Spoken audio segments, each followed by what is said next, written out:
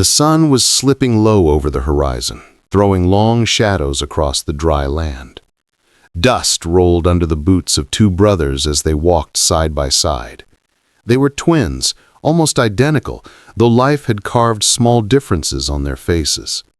Both were tall, broad-shouldered, and carried themselves with the kind of strength that came from years of work. Their names were Jeremiah and Josiah. They had grown up on stories of their grandfather's struggles. He was a black farmer who once tried to own land in a time when laws and people seemed built to keep men like him from succeeding. He had been cheated, pushed, and forced off his land more than once, but he never let his pride break. He told his grandsons that dignity was worth more than gold, that no man could take the worth of your soul if you stood firm. Jeremiah and Josiah carried those words inside them like a fire.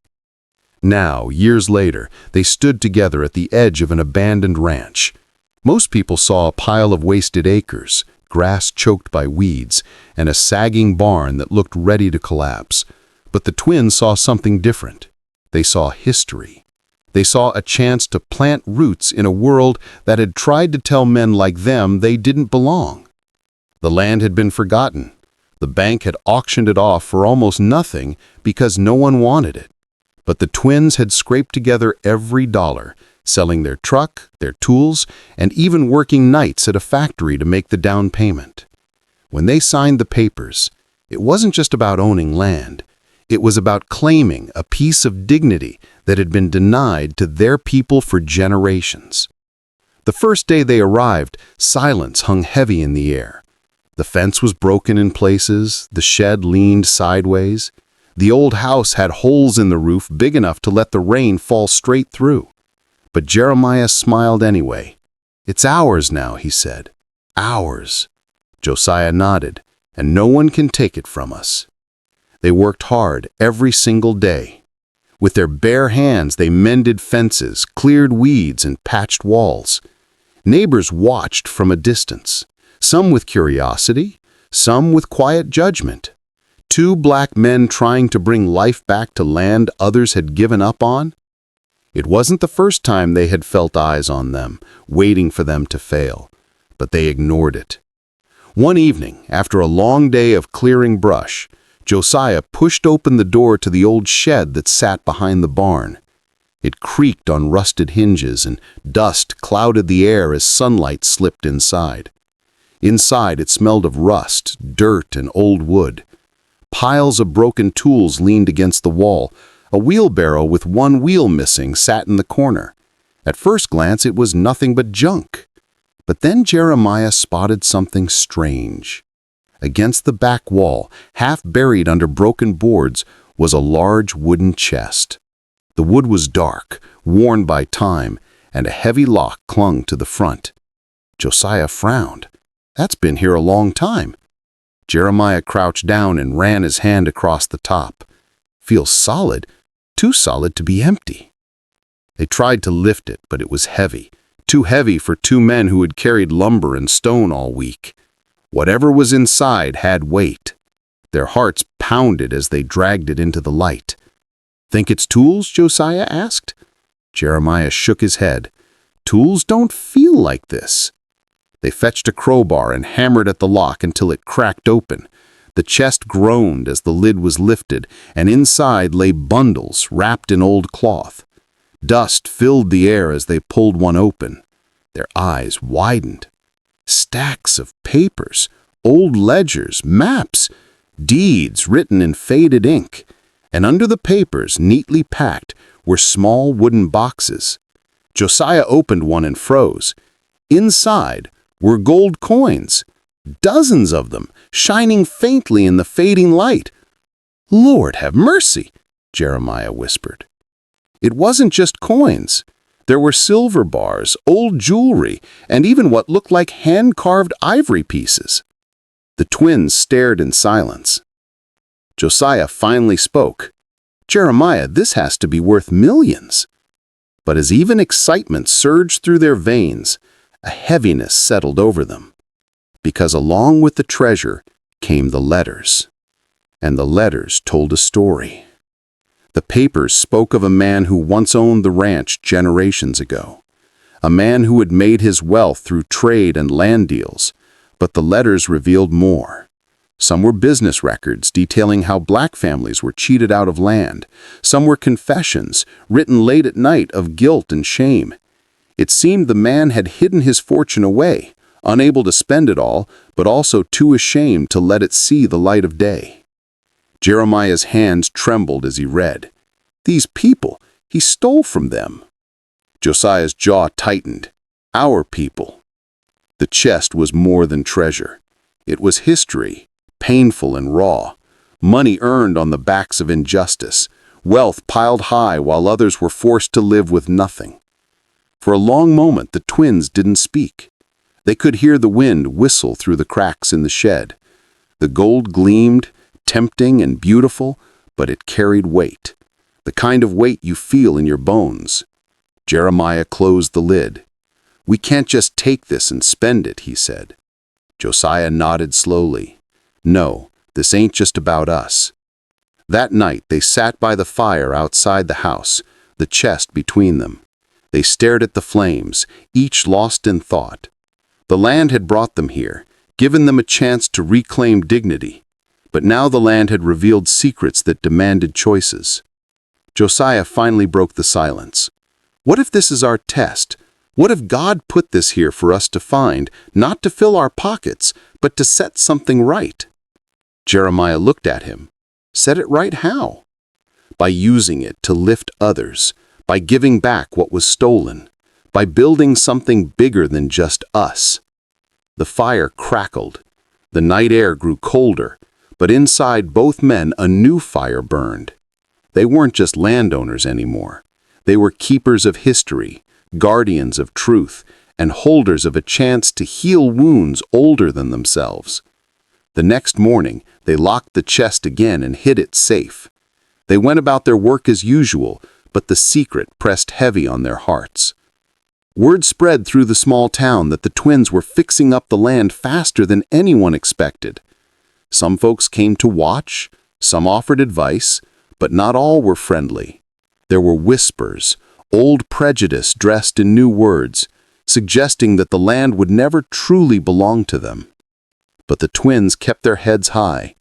Every nail they hammered, every fence they fixed, was an act of defiance, a statement that dignity could not be denied. And when they looked towards the shed, they knew that one day soon the world would know what they had found. Not just gold, not just silver, but a story of justice waiting to be told. For them, the land was no longer abandoned.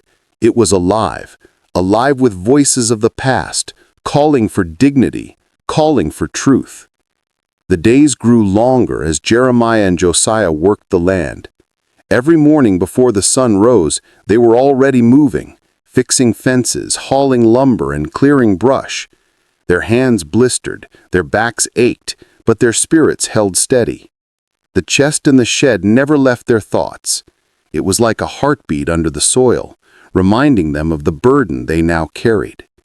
They did not speak of it to anyone, not the banker, not the neighbors, not even the preacher at church. Secrets like that could destroy or divide. They understood that once the world knew, nothing would be the same.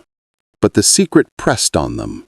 At night, when the world was quiet, Jeremiah sometimes walked out to the shed and placed his hand on the wooden chest.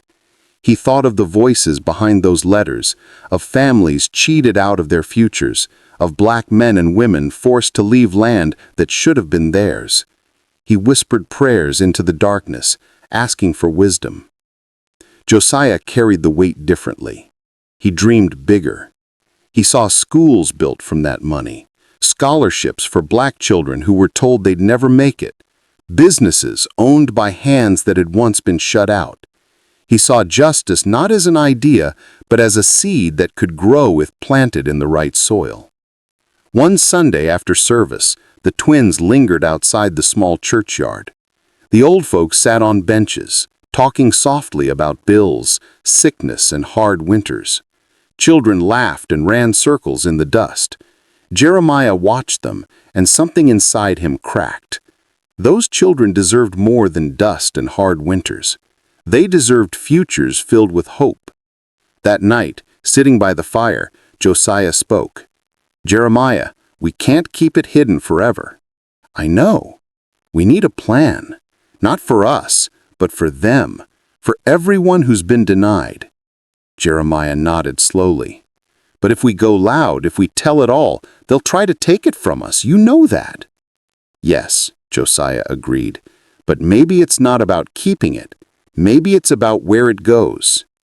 The idea grew like a seed in fertile ground. They started making notes on scraps of paper. Ideas turned to plans. Plans turned to a vision. They would use the money to restore dignity, to build something lasting. But they knew they couldn't move too fast. Too much attention could bring danger. And danger was already circling. One afternoon, a white neighbor named Caldwell stopped by. He leaned against his truck, chewing on a toothpick, his eyes cold and sharp. "Heard you boys been fixing up that old place," he said. "Looks good." Jeremiah wiped sweat from his brow. "We're working hard. Got a lot left to do." Caldwell smirked. "Strange thing, though. Folks say you're moving quicker than anyone expected. Almost like you got extra hands or extra money."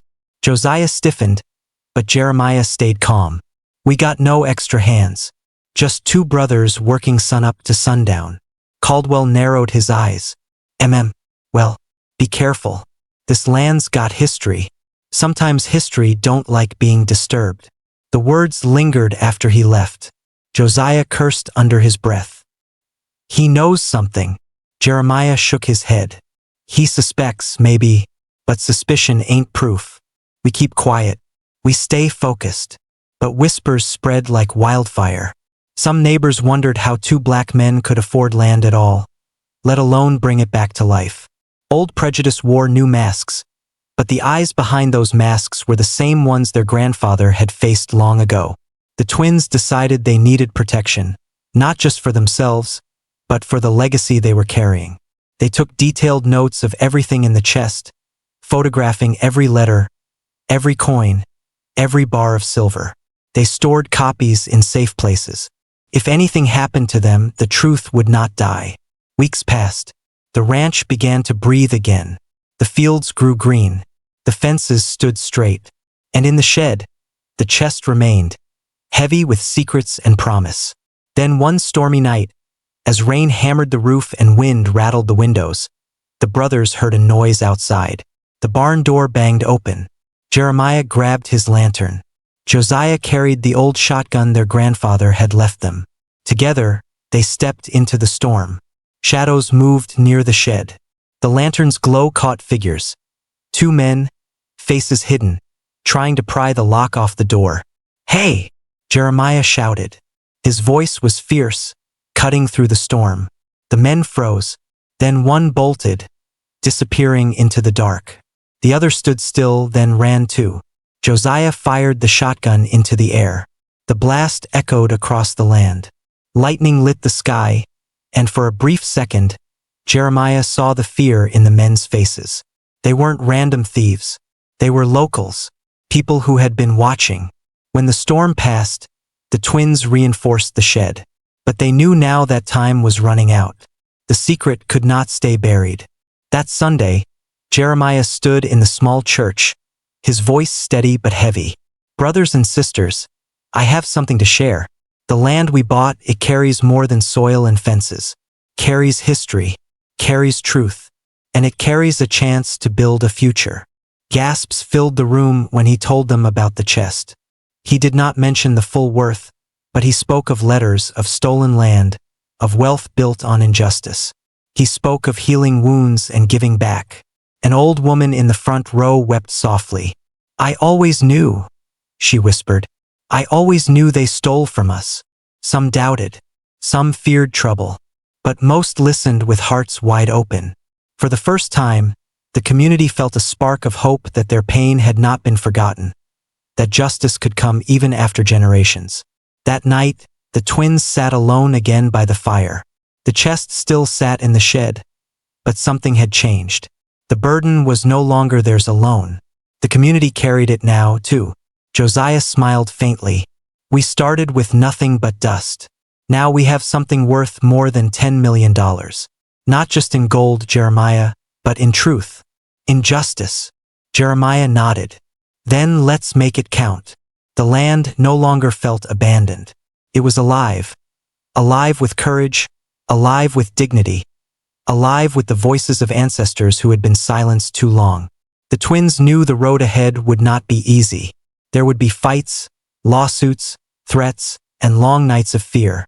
But they were ready, because this was bigger than two men. This was about a people, a history, and a chance to write a different ending. And as the fire burned low and the night stretched wide, the twins whispered a promise into the dark sky above them. We will not waste this gift. We will not waste this chance. We will make it right. The following weeks tested Jeremiah and Josiah more than any season of work ever had. The secret of the chest was no longer theirs alone. Whispers spread beyond the church walls, slipping into town, into shops, and even into the ears of those who never wished to see two black men own land, let alone carry wealth tied to the soil itself. At the general store, Jeremiah felt the shift.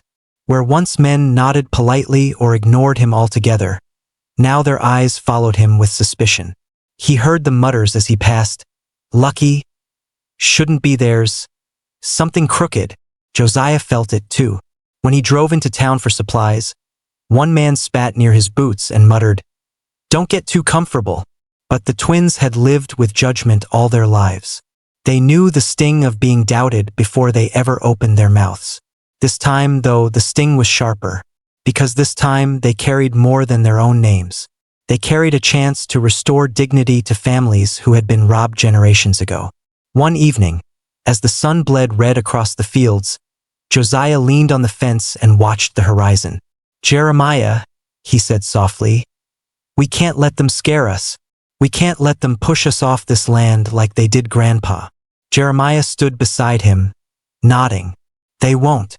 But we need to be smart. We need to think not just about today, but about 50 years from now." That night, they called a meeting at the church. The pews were filled with neighbors, old and young. The twins stood at the front, nervous but determined. Jeremiah spoke first. His voice carried the weight of the land itself. "Brothers and sisters, what we found is real, and it's worth more than we can measure. But this is not just about us. This is about every hand that tilled this soil and was never paid, every voice silenced by lies, every dream stolen. We cannot undo the past, but we can build a different future." Josiah stepped forward, his words burning like fire. "We want to use this wealth to lift us all. Schools, farms, businesses, opportunities for our children and their children. We will not hide this in shadows. We will put it in the light." The room stirred with murmurs. Some shouted amen. Others looked fearful. An older man named Deacon Harris rose slowly. "What you boys are doing takes courage," he said. "But courage draws enemies. They won't let you build easy. They'll come for you, for the land, for the gold." Jeremiah met his eyes. "Then let them come.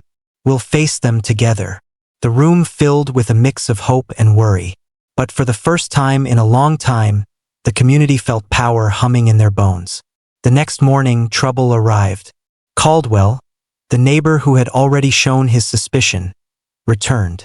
This time he wasn't alone. Two other men stood with him, arms crossed, faces hard.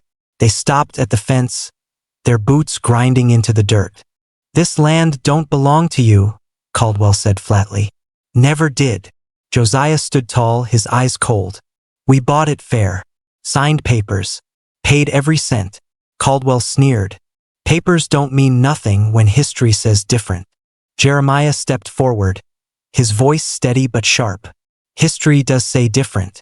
History says men like us were robbed. History says families were cheated. We're here to set it right."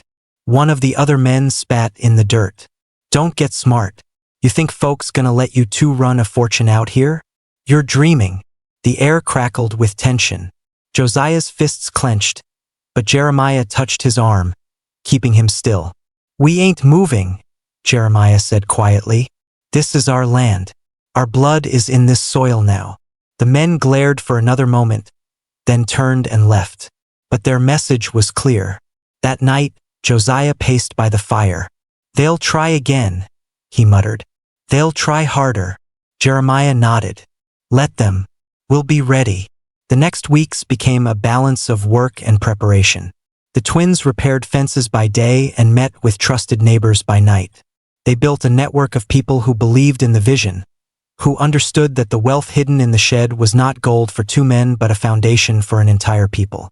They brought in lawyers from the city, black lawyers who knew the law inside and out, who had fought battles in courtrooms where dignity was often denied. They documented every coin, every letter, every deed from the chest. They traced the history back, showing how the wealth had been built on stolen labor and stolen land. The lawyers warned them, "If you go public, the fight will be long. They'll drag you through courts. They'll smear your names. But if you win, you'll change everything." The twins did not hesitate. They chose the fight. Word spread wider now, reaching newspapers, radio shows, even whispers in state offices. Reporters came sniffing around, some curious, some hostile. The twins said little, letting their lawyers speak. They knew one wrong word could twist into a weapon. But in the community, hope grew. Children walked with their heads higher. Parents spoke of futures they had once been too tired to dream of. For the first time, dignity did not feel like a distant wish. It felt near, like a flame warming cold hands. Yet with hope came fear. One night, the twins woke to smoke. Flames licked the side of the barn, set by unseen hands. They fought with buckets until the fire died, their lungs burning, their bodies shaking. The barn was scarred but still standing. As dawn broke, Jeremiah stared at the blackened wood. "They'll burn us if they can," he whispered. Josiah stood beside him, smoke in his hair. "Then we'll rise from the ashes, same way our people always have." The fire did not break them. It hardened them. It told them they were walking the right road, even if that road was dangerous. And so they pressed on. The chest in the shed was no longer just a treasure. It was a weapon against silence, a tool to carve justice from stone. As the weeks turned into months, the land itself seemed to change. Crops began to sprout. The air felt lighter. And though enemies circled, the twins stood firm, rooted like the strongest oak. One evening, as the sun dipped low and painted the fields gold, Jeremiah turned to Josiah and said, "Brother, we were born twins, but maybe God made us twins so we'd carry this together. So neither of us would break under the weight." Josiah smiled, tired but proud. "And maybe he gave us this land not to own but to heal, to make right what was wrong." The wind rustled the fields like a whisper of agreement. And in that moment, the twins knew their journey had only begun. The fight ahead would be long, bitter, and dangerous. But they carried more than gold. They carried history. They carried justice. They carried the dignity of their people. And no fire, no threat, no hatred could take that away.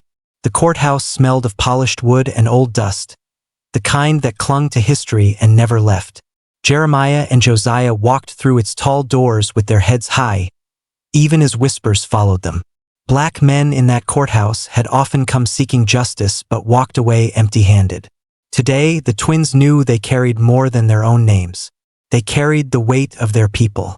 Reporters crowded outside, cameras flashing, voices calling. "Is it true you found gold? What will you do with the money? Do you believe the land truly belongs to you?"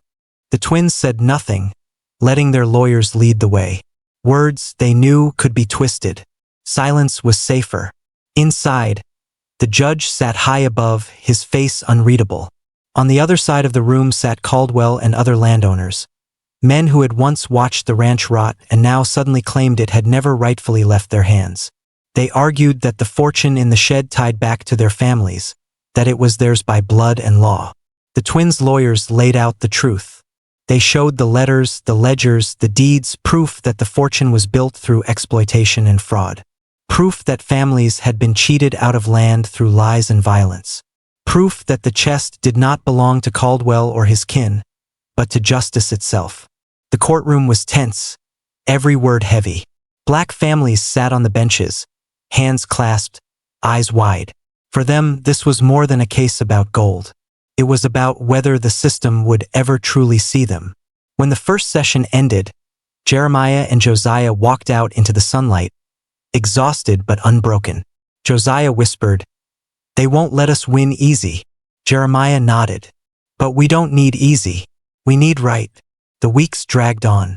Every hearing was a battlefield. Caldwell's lawyers painted the twins as opportunists, liars who stumbled into wealth and wanted to rewrite history. They called the letters unreliable, the deeds unclear. They waved their family names like shields, as if power itself were proof. But the twins' lawyers fought back with patience and precision. They called historians to testify, showing how black families were systematically robbed of land. They brought elders from the community who told stories of their parents and grandparents working fields they never owned.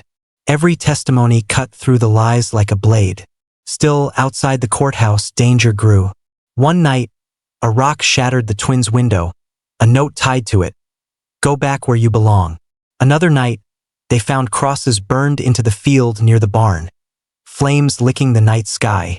Josiah's rage boiled, but Jeremiah's calm steadied him. "We belong here," Jeremiah said, holding his brother's shoulders. "They can burn crosses, but they can't burn truth." The community rallied around them. Neighbors brought food, tools, even money to help them repair what was damaged. Children drew pictures of the ranch and handed them shyly to the twins after church. For every act of hate, there were 10 acts of love. That love kept them going. Finally, after months of hearings, the case reached its final day. The judge listened, his face carved from stone. Caldwell's lawyer shouted about heritage and family rights. The twins' lawyer spoke softly but firmly about dignity, truth, and stolen futures. When the judge finally spoke, the room fell silent. His words were measured, his tone flat, but the meaning thundered. The chest did not belong to Caldwell or his kin.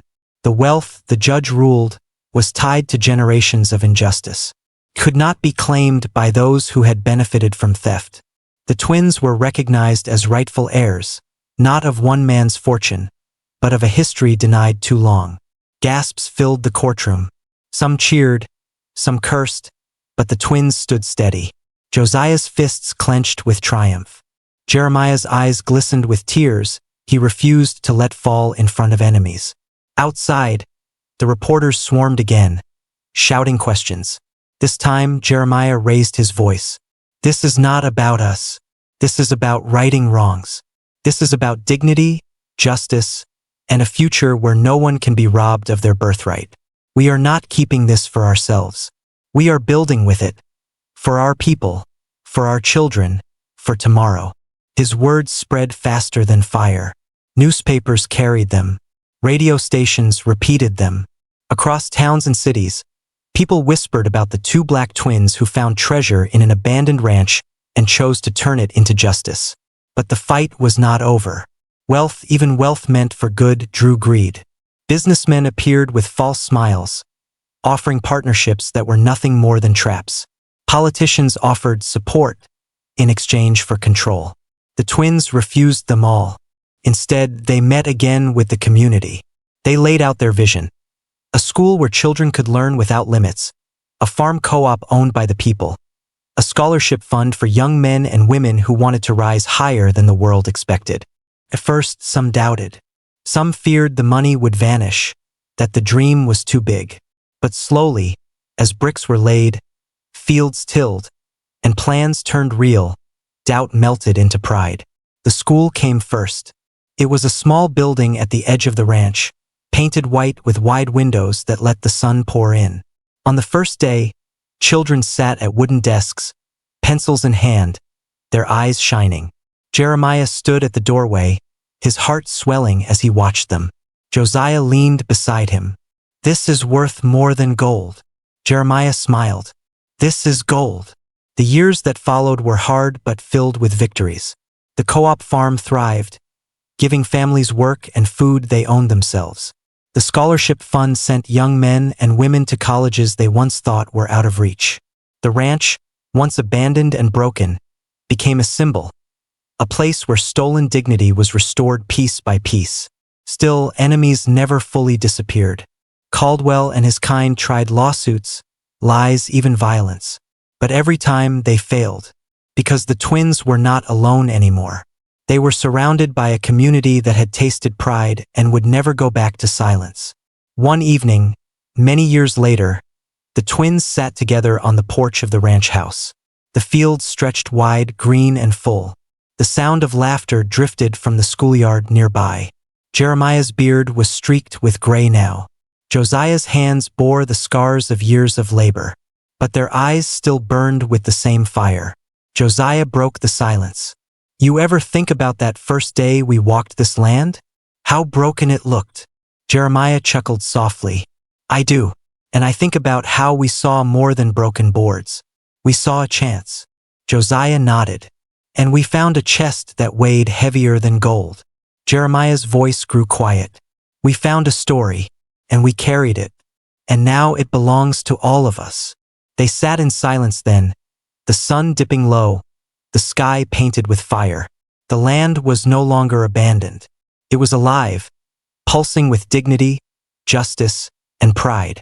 And though time would pass, and their names might one day fade, the legacy they built would remain. A living monument to courage, to faith, and to the unbreakable truth that no man, no law, no hate could ever erase the worth of a people.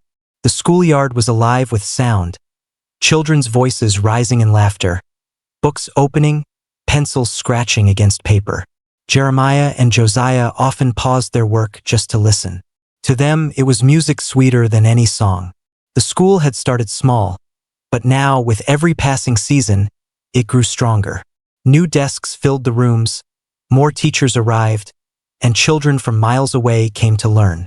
Word spread beyond their small town. Families from other counties traveled to see the ranch that had been reborn.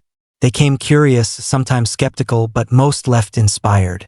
They saw what dignity could build when planted in soil watered by justice. One afternoon, a young man named Isaiah arrived at the ranch. He was tall, with sharp eyes and a voice that carried conviction. He had heard about the Twin Scholarship Fund and wanted to thank them in person. You don't know me, he said, standing before them, but your help got me into college. Folks told me a boy like me would never make it past high school. But now I'm studying law. And one day, I want to fight in those same courtrooms where you fought. Jeremiah felt his throat tighten. Josiah clapped Isaiah on the shoulder. Then you'll go farther than we ever did. And when you do, remember this land. Remember who you're fighting for. Isaiah promised he would. He left with fire in his step, and the twins watched him go with pride swelling in their chests. But for every Isaiah, there were voices of resistance. Wealth had drawn attention far beyond Caldwell and the local men. Now businessmen from the city appeared, wearing fine suits and flashing false smiles. They offered partnerships, promising to help manage the fortune in ways that would maximize value. Josiah always refused quickly. We didn't build this for profit. We built it for people. Jeremiah was gentler, but his answer was the same. Our dignity isn't for sale. That angered the men in suits. One of them, a banker, leaned close to Josiah during a meeting and hissed, "You boys are making a mistake. Money like this doesn't stay clean. Sooner or later, someone will take it from you."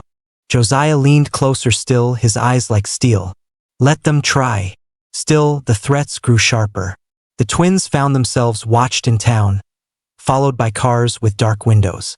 Strangers knocked at their door at night and walked away when they didn't answer. The pressure was constant, but the brothers refused to bend. They leaned harder into their work. The co-op farm grew stronger, giving dozens of families jobs and food security. A bakery opened in town with funds from the ranch, then a tailor shop, then a small clinic. Slowly, dignity spread like roots, breaking through hard soil. The white landowners seethed. Caldwell especially could not accept what he saw.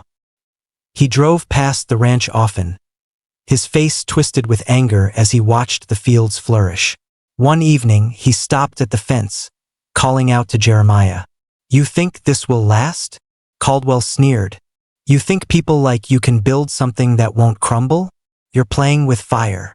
Jeremiah stood calm, his voice steady. "We're not playing. We're planting. And you can't stop what's meant to grow." Caldwell spat into the dirt and drove off, his truck kicking up dust. But Jeremiah knew men like him would never truly leave. Hatred lingered like weeds. Yet the community's pride outweighed the threats. Families began writing down their own stories, tracing back land their parents or grandparents had lost. They brought them to the twins, asking for help, asking for guidance. Josiah listened to each one, sometimes with fire in his eyes, sometimes with sorrow. "One chest won't fix everything," he told them honestly, "but it's a start. And a start is more than we had before." The chest itself remained locked in the shed, guarded by both the twins and the community. It was no longer a secret. Everyone knew what it meant, what it symbolized, even if they never touched its gold or silver. It was the heart of the movement, a reminder that justice was not charity but reclamation. Years passed.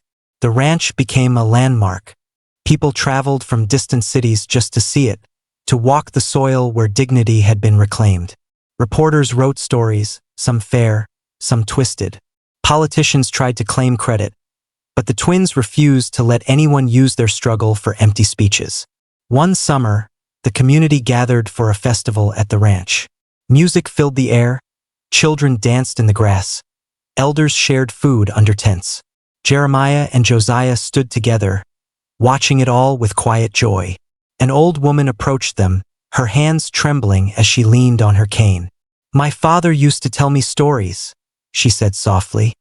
"He said one day what was stolen would be returned. I didn't believe him, but you boys, you made it true." Tears filled Josiah's eyes. Jeremiah bowed his head, humbled. "We only carried what others started," he said. "The fight began long before us. We just picked it up and refused to drop it." That night, after the festival ended and silence returned to the fields, Josiah turned to his brother. "You ever wonder why us? Why we were the ones to find that chest?" Jeremiah looked out across the moonlit land. "Maybe because we were willing to see more than gold. Maybe because we carried Grandpa's words in our bones. Dignity is worth more than gold," that's what he said. "And when we found both, we knew which mattered more." Josiah nodded slowly. "And now it's bigger than us. It's a fire we lit that others will carry when we're gone." The brothers fell quiet, the sound of crickets rising around them. They knew their journey wasn't finished. New generations would face their own battles, new enemies, new challenges. But the foundation was laid. The soil was rich, and from that soil, dignity would keep growing. The years rolled on, but the land never forgot. Each sunrise spilled across the wide fields, lighting barns painted fresh and fences standing straight. Children ran through grass that once lay silent and wasted. What was abandoned had become alive again, and that life echoed far beyond county lines. News of the ranch reached the city first through whispers, then through newspapers. Headlines spoke of two black ranchers who discovered a treasure worth millions and used it not to escape, but to restore. Reporters came with notebooks and cameras, hungry for a story. Some tried to spin it as luck, as though Jeremiah and Josiah had stumbled into fortune. But those who listened closely understood the truth. It was never just about the gold.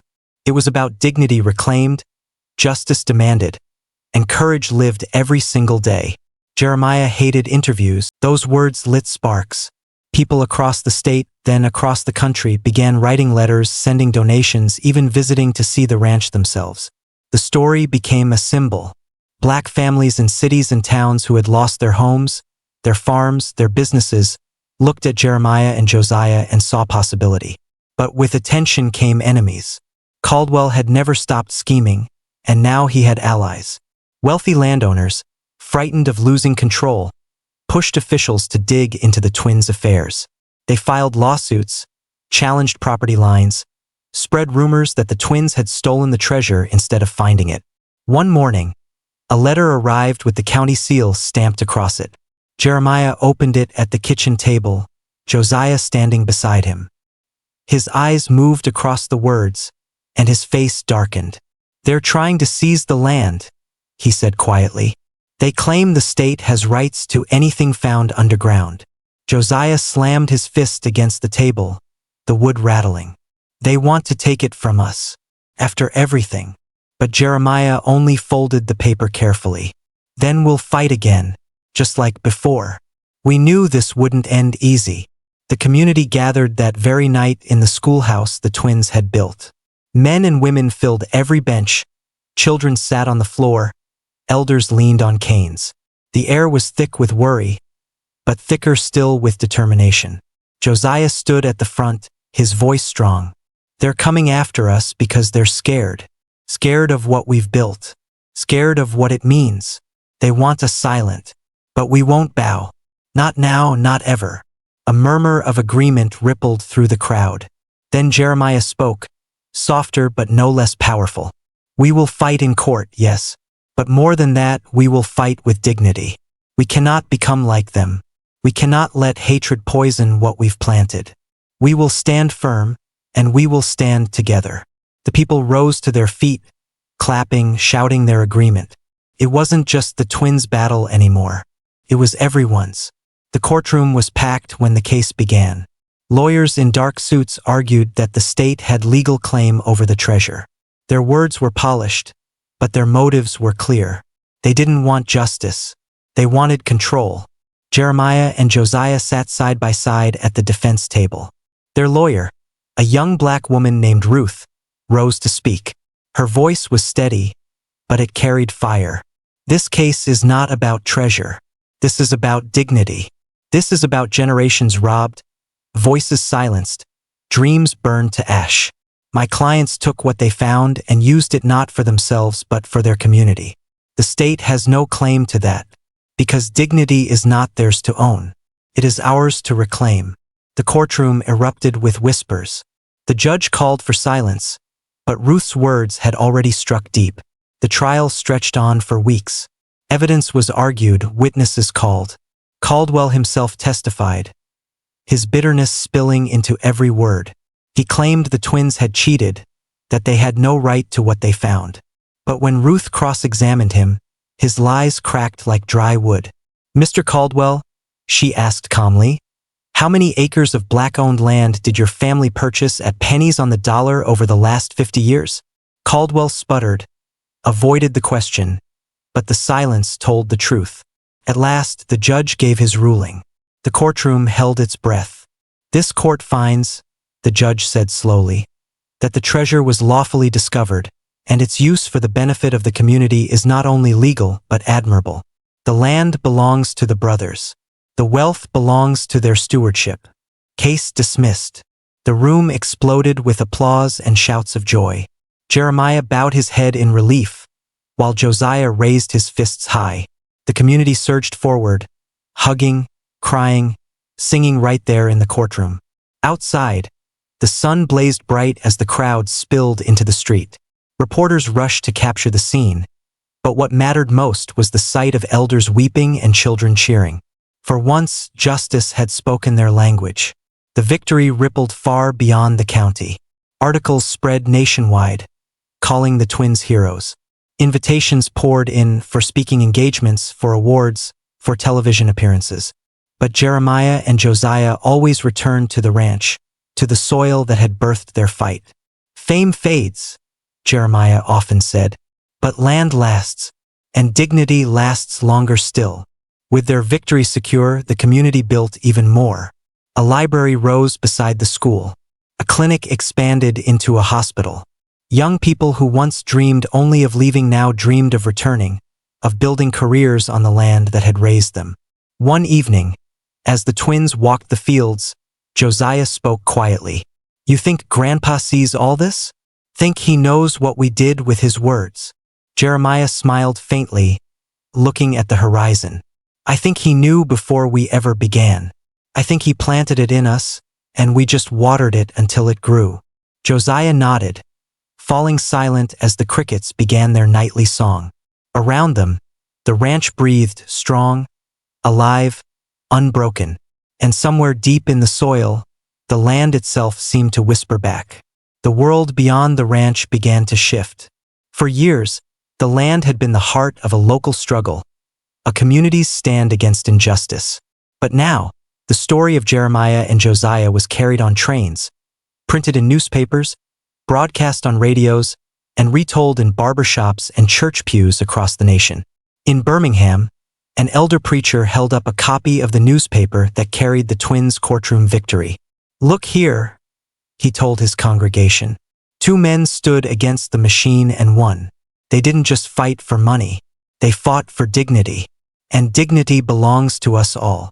In Chicago, a group of students studying law read about Ruth's fierce defense in the courtroom.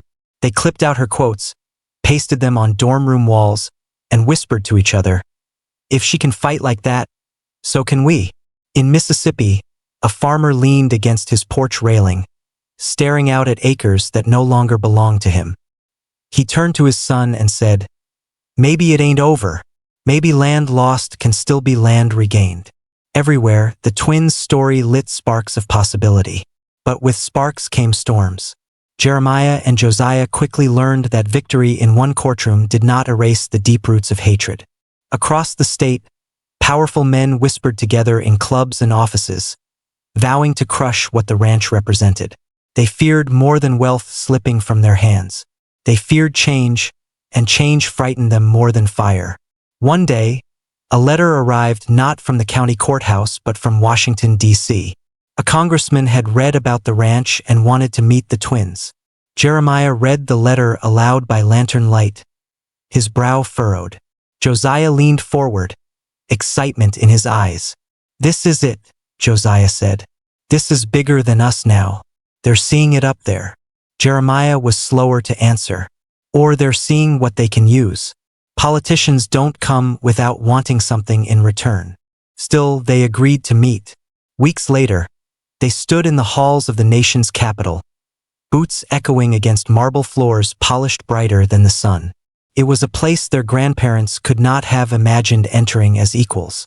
The congressman greeted them warmly, praised their courage, spoke of justice. But as the meeting went on, Jeremiah saw the same shadow in his eyes he had seen in the businessman's. Promises wrapped in politics, compliments laced with control. When the man suggested a federal partnership that would protect the ranch and manage its wealth, Josiah's jaw tightened. "Protect?" he repeated, his voice sharp.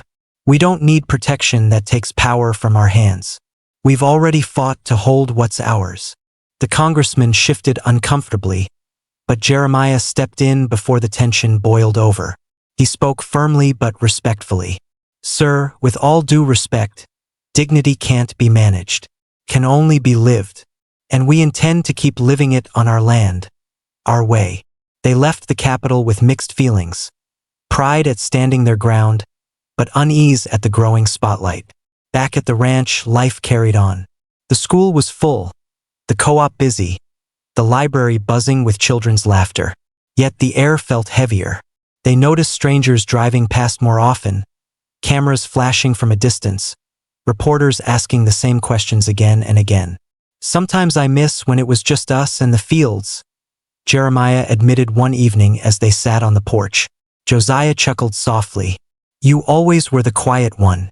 But you can't hide from history, brother. We didn't just find treasure. We woke something up.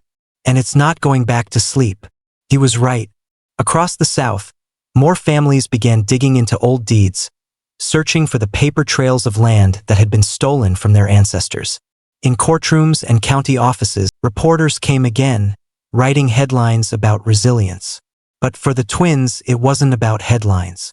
It was about showing their people and their enemies that no fire, no courtroom, no hatred could undo what was rooted in dignity. Years passed, and the ranch became not just a farm, not just a school, but a pilgrimage. Families from across the country traveled to walk its soil, to tell their children, "This is what standing looks like." Leaders and preachers gave speeches there, but the truest sermons came from the land itself, whispering of justice and pride. Jeremiah and Josiah grew older, their hair silvering, their steps slowing.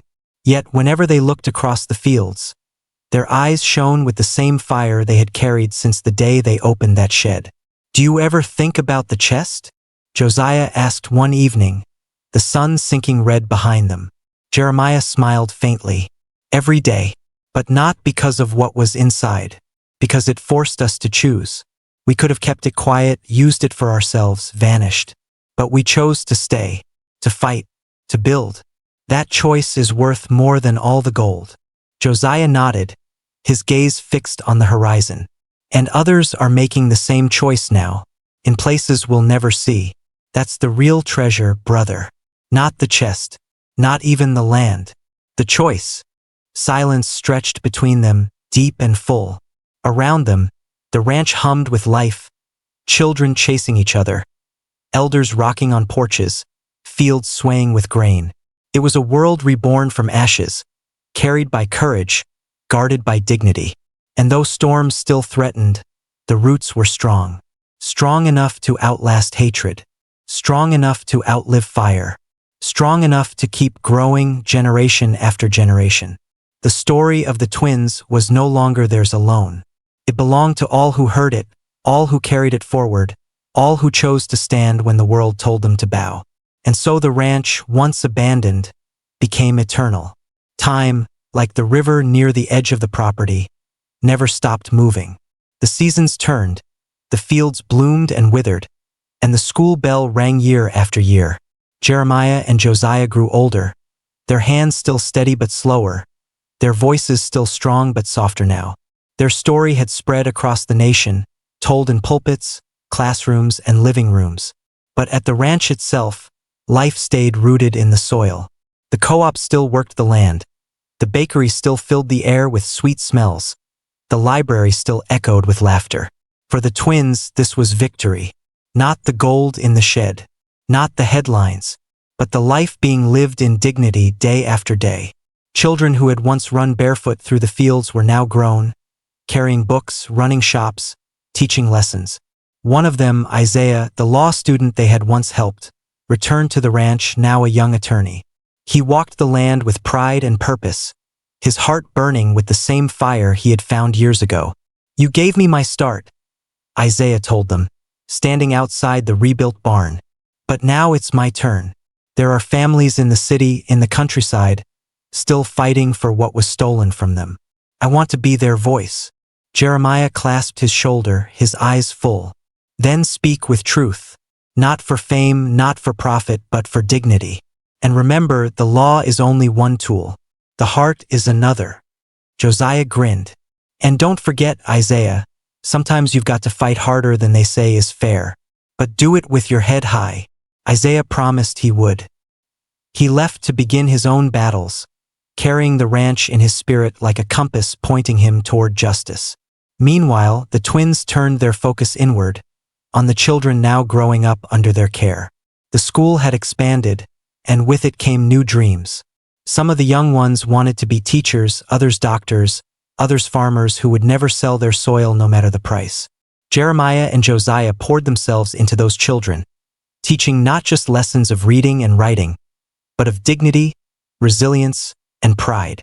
"Never forget," Jeremiah would say, standing before a classroom, "we are more than what they call us, more than what they take. We are builders, we are keepers, and dignity is our inheritance." The children listened wide-eyed, their futures being shaped by every word. But with legacy came loss. One winter, Josiah fell ill. It began with a cough, then fever, then days when even rising from bed seemed impossible. Jeremiah never left his side, feeding him broth, reading scripture, holding his hand when the nights grew too long.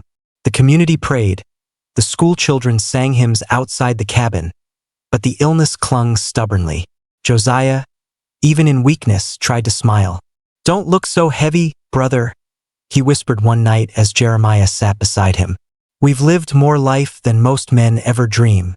If my time's coming, I'll meet it standing." But Jeremiah shook his head fiercely, tears burning his eyes. "We're twins, Josiah. We came into this world together. I'm not ready to let you leave it without me." Josiah reached out, his hand trembling, and clasped Jeremiah's. "Then keep walking, brother. Keep walking for both of us. Because the story isn't finished yet." For weeks the ranch held its breath. Then slowly, Like the thaw after winter, Josiah's strength returned. His cough eased, his steps steadied, his laughter rose again. The community rejoiced, but Jeremiah never forgot those nights. He understood now, more than ever, that their time was a gift not to be wasted. So the twins began writing. Late at night, by lamplight, they wrote down their story. Of the land abandoned, of the shed and the chest, of the battles in court, of the fires and rebuildings, of the victories and the scars. They wrote not for themselves but for those who would come after, so that the truth would never be twisted or erased. "We're planting words now," Jeremiah said, dipping his pen in ink. "Seeds that will outlast us." Josiah chuckled. "And you always said you hated writing." But write they did, page after page, memory after memory, until the story of the ranch was bound in books that filled shelves in the library they had built. Children would one day read those words and know not just what was done, but why. As the years continued, their ranch became a place of pilgrimage. Students from colleges arrived to study its history. Families traveled miles just to walk the fields. Elders came to pray beneath the trees, whispering thanks for justice finally lived. The ranch was no longer just a farm. It was living testimony. Yet Jeremiah and Josiah remained humble. When visitors asked how they had done it, Jeremiah would smile faintly. "We listened to the land. We listened to the people. And we remembered our grandfather's words. Dignity is worth more than gold." In time, the next generation began stepping forward. Isaiah returned again, now a lawyer known across the state. Young women who had studied in the school became teachers themselves. Sons and daughters of the ranch opened clinics, shops, and farms of their own. The fire had spread, not in chaos but in steady, lasting light. One evening, as the sun melted into gold across the horizon, Josiah stood with Jeremiah at the fence line. His hair was white now, his back bent but his spirit unbroken. He looked out over the fields and sighed softly. "You think it'll last?" he asked. Jeremiah didn't hesitate. "It already has. As long as someone remembers, it lasts. And these children, this land, they'll remember." Josiah nodded slowly, a quiet peace in his eyes. "Then we've done what we were meant to do." They stood together in silence as the land stretched before them, full of memory, full of life, full of the unbreakable dignity they had chosen to guard. The chest in the shed still rested where they had left it, its gold and silver untouched for years. To most, it would be treasure beyond measure. To Jeremiah and Josiah, it was simply the spark. The true treasure was alive and breathing all around them. And though the years pressed heavy, though time wore their bodies thin, the fire of their story had already passed into the next generation. The ranch was no longer theirs alone. It belonged to everyone who believed dignity was worth more than gold. It belonged to the future. The sun still rose over the ranch each morning, but Jeremiah and Josiah felt its warmth differently now. Their steps had slowed, their hands carried more wrinkles than strength, and their days were filled with more watching than doing. Yet their eyes still carried the same flame that had lit the path when they first found the chest in the old shed. The community had grown far beyond what they had once dreamed. The school had expanded into a small academy, the co-op had birthed businesses across town, and the library now carried not only their writings but books donated from all over the nation. Families who once feared losing everything now owned land of their own, and children who had been born in poverty were walking across graduation stages, their futures wide. Isaiah nodded, a promise unspoken but understood. The twins' health began to falter more often. Some days Josiah's strength gave way, leaving him leaning heavy on his cane. Other days Jeremiah's breath came short, his chest tight with age. The community, ever grateful, surrounded them, bringing meals, tending the land, making sure their days ended not in loneliness but in love. One winter, the chest was opened again, not for its gold or silver, but to show the children of the ranch what had begun their story. The shed filled with little eyes wide with wonder as Jeremiah told them of the day he and Josiah had found it, dusty and forgotten. "You see this?" he asked, holding up a coin that glinted in the lantern light. "This is worth money, but it's not worth more than you. It's not worth more than your dignity, your name, your future. Remember that. Always remember. Josiah added, his voice raspy but fierce. What we built here didn't come from this chest. Came from courage. From standing tall. If you take anything from our lives, let it be that. The children listened, silent and reverent. And in their eyes the twins saw the proof that their fight had not been in vain. When spring came, Jeremiah grew weaker. He spent more time in bed, gazing out the window at the land he loved. Josiah stayed near him, holding his hand, whispering stories, reminding him of the nights they had fought fire, the days they had marched into court, the mornings they had built fences and the evenings they had sung with their people. One quiet dawn, as the light broke across the horizon, Jeremiah turned to his brother. His voice was faint, but steady. We did it, Josiah. We planted it. And it's growing. Tears filled Josiah's eyes as he gripped his brother's hand. We did, brother.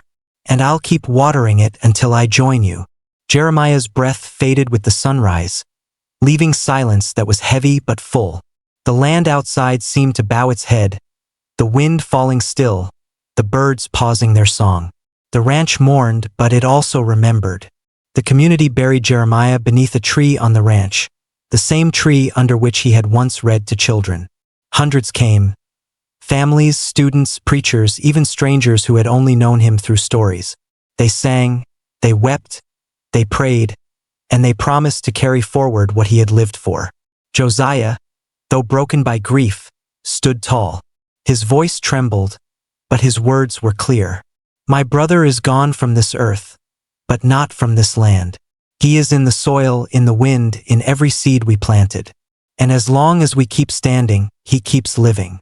The years that followed were quieter, but Josiah never stopped. He walked the fields with his cane, told the children the old stories, reminded everyone of Jeremiah's words. And when his own time came, years later, he asked to be buried beside his brother under the same tree. The day of his funeral, the community gathered again, larger now than ever. They spoke not of death but of legacy. They spoke of two brothers who had taken abandoned land and built more than wealth. They had built a movement, a living monument of dignity. Isaiah stood before the crowd, his voice carrying across the fields. Jeremiah and Josiah taught us that treasure is not gold, but courage. They showed us that land can be stolen, but dignity cannot if we refuse to surrender it. They are gone, but their fire burns in us, and we will not let it die. The people answered with shouts of Amen, with tears, with promises spoken into the wind. From that day forward, the ranch became not just a place of living, but a place of pilgrimage. Schools brought students there to learn its story. Families told their children to touch the soil and remember what was built. Scholars wrote books, churches preached sermons, activists carried its name into marches and courtrooms.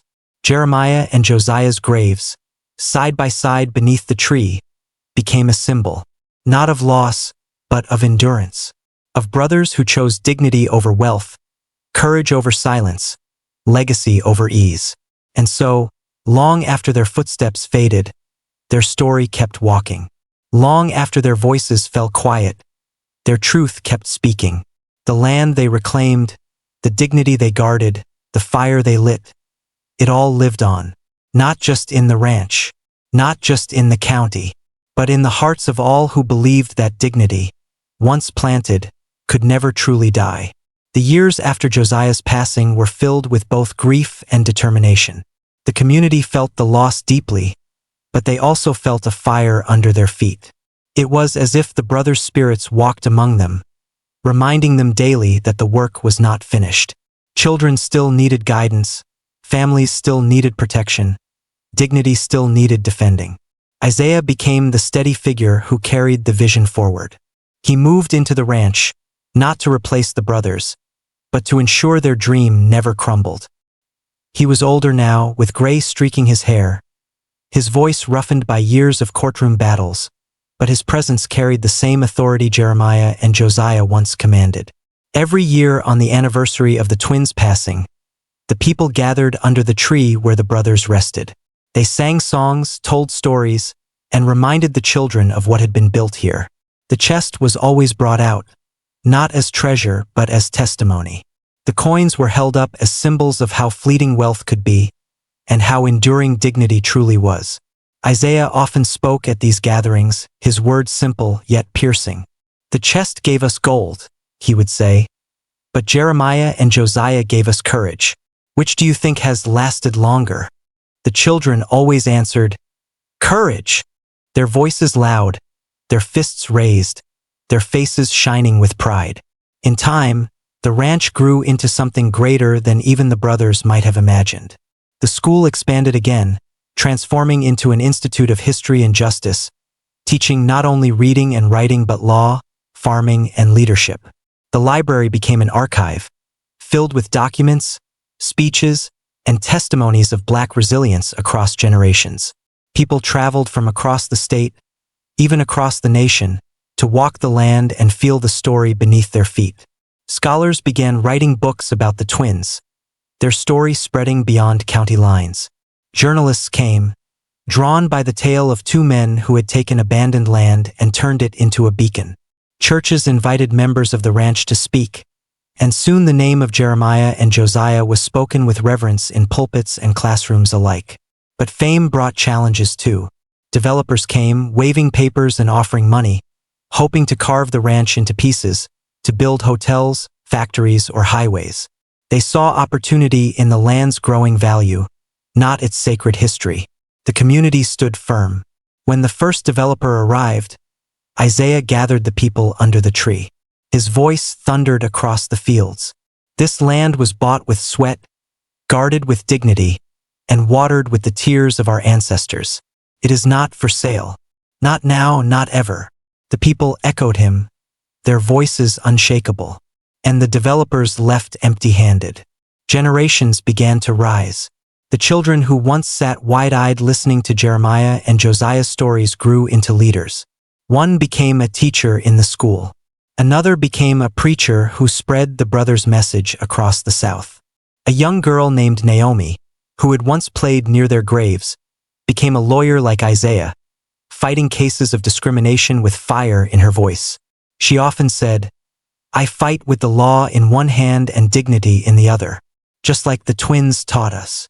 The ranch also became a sanctuary. Families fleeing violence or eviction found refuge there. Widows found support, children found safety, workers found purpose. No one was turned away. The land had once been abandoned, but now it embraced all who needed belonging. One summer, a great storm swept through the county, tearing down homes and flooding fields. Many families were left with nothing. The ranch opened its barns, its school, its homes. Blankets were spread, meals cooked, prayers lifted. As the storm's destruction settled, the ranch became a refuge for hundreds. A reporter, standing among the rows of cots and children playing despite the ruin, asked Isaiah why they took in so many. His answer was simple: because this is what Jeremiah and Josiah would do. And because dignity is not just about standing tall, it's about lifting others when they fall. The story spread again, carried by newspapers and word of mouth. People across the nation began calling the ranch not just land, but the living legacy. Years passed and Isaiah too grew old. His steps slowed, his back bent, but his eyes never lost their fire.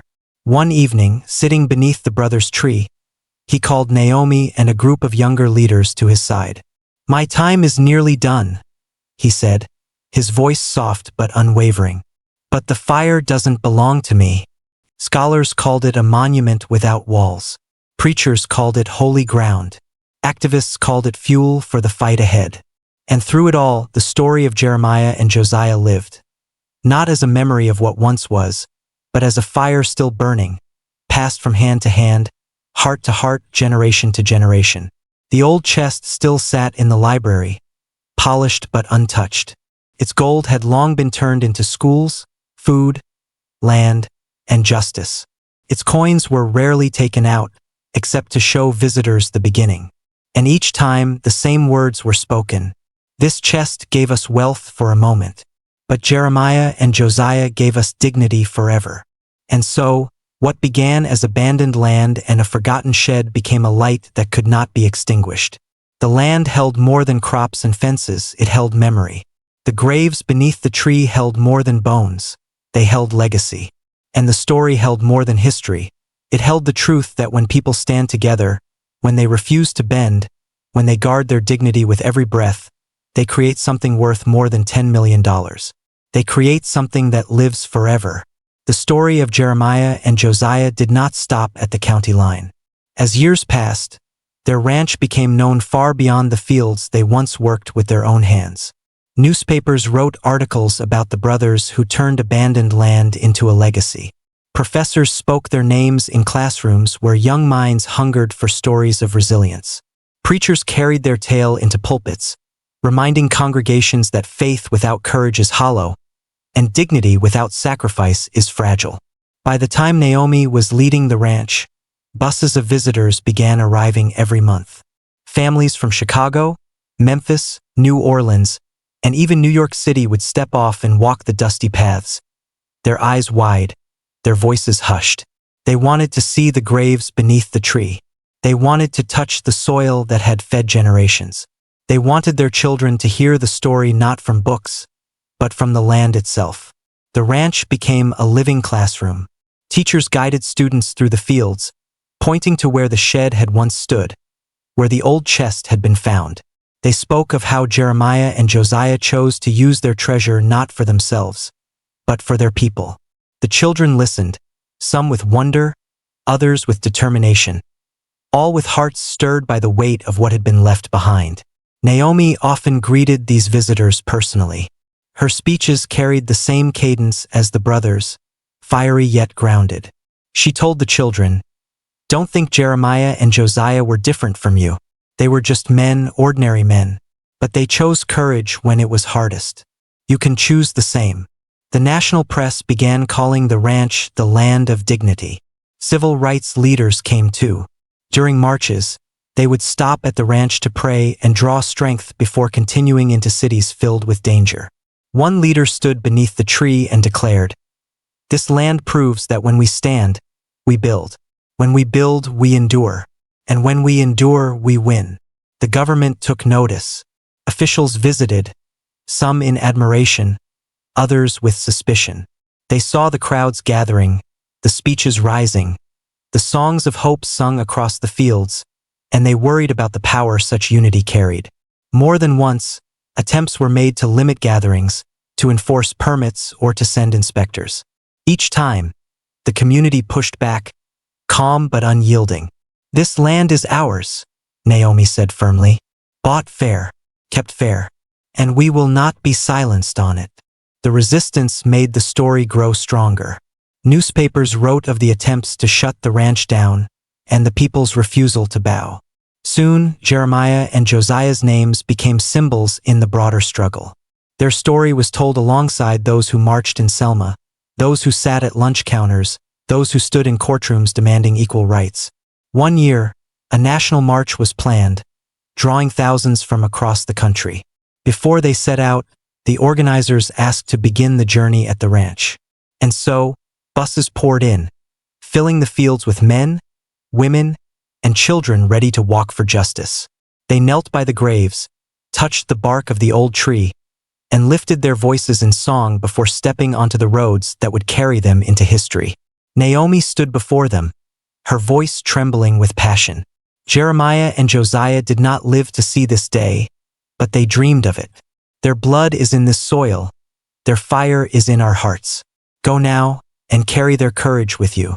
Do not bow, do not break, do not forget.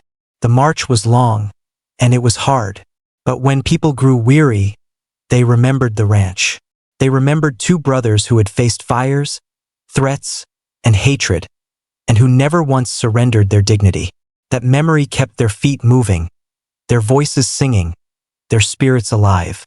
In time, documentaries were made about the ranch. Films showed the dusty roads, the chest in the library, the graves under the tree. Millions watched, many for the first time hearing of the twins who had built more than wealth, they had built hope. The story became part of school curriculums, taught not as a tale of the past, but as a lesson for the present.